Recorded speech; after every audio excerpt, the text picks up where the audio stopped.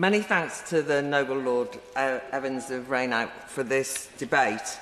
Its urgency is indeed exemplified by Alan Milburn's important review on young people and work, which is brimming with, as people have said, shocking and scandalous revelations. Not only that 1 million young people aged 16 to 24 are not in work or education, but that 61% of NEETs are not even looking for a job, or that Britain spends more on health and disability benefits for that age group than it does on apprenticeships.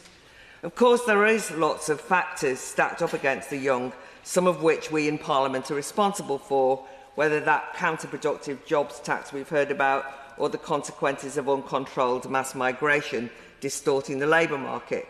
But we should be wary of suggesting that these are insurmountable external problems, because that could fuel an exaggerated sense of grievance or fatalism amongst the young, with the sense that there's nothing I can do, I can't get a job and it's not my fault. I agree with Alan Milburn that what's at stake is, quote, more than an economic crisis, it's a moral one.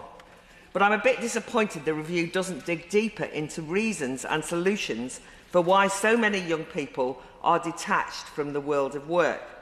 I agree with the review's argument for participation-first welfare system, but the barriers to participation aren't always external.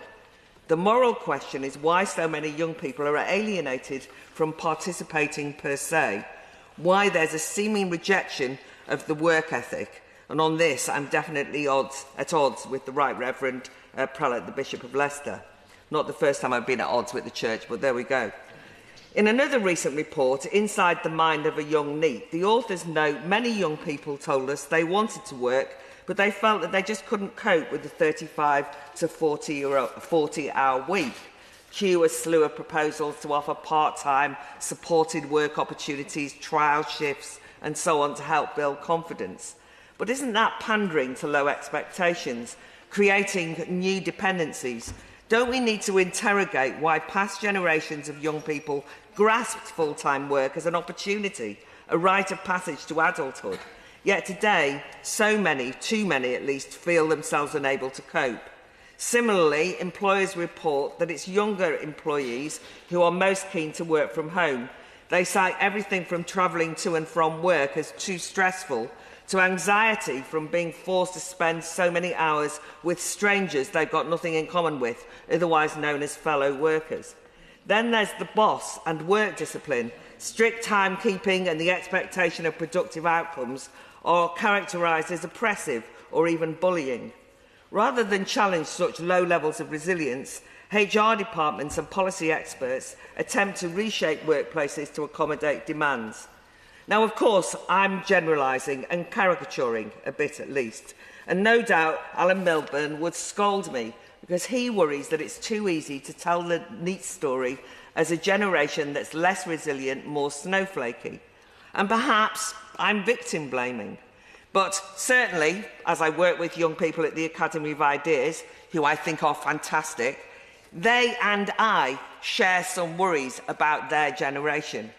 And rather, I fear that we, the grown-ups, are facilitating the internalisation of a victim narrative in the young, infantilising them, institutionalising a self-justification for non-participation, that they're too fragile to cope with the rigours of working, just too vulnerable to take responsibility for transcending challenges. In this climate, it's unsurprising that one growing normalised explanation for NEETdom is psychological illness. There's a well-documented huge surge of allegedly debilitating mental health conditions, such as depression, neurodivergence. We accept these accounts of distress uncritically, and even without medical diagnosis.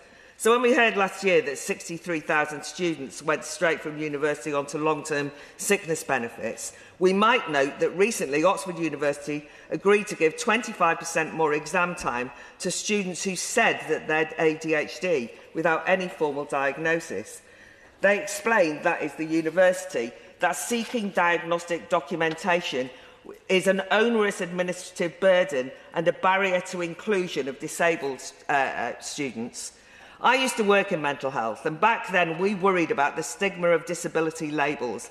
Now, in an era of identity politics embraced by many politicians, Identity labels afford privileges and entitlements, so the young are desperate to acquire medical labels and we reward them.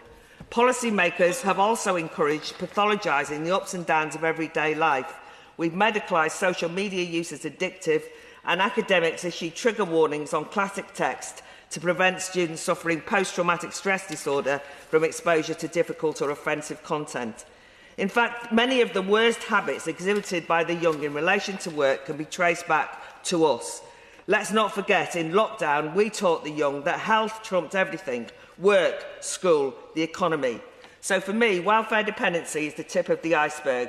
I'm glad we're examining the tip, but we've got a lot further to go. Yeah. Very good.